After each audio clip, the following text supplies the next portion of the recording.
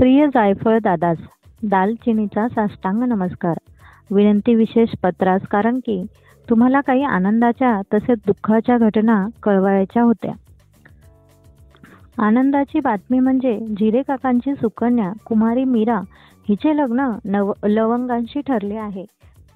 पिस्ता काका व बदाम काका यांची तब्येत मध्यंतरी बिघडली होती, परंतु आता काही धोका नाही. ते त्यांच्या झाडावर सुखरूप आहे.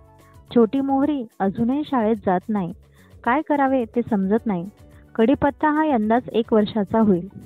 आता थोडे वेगळे समाचार. साखर आणि चहा पावडर यांच्या लग्नाला सगळ्यांनी विरोध केल्यामुळे त्यांनी उकळत्या पाण्यात जीव दिला.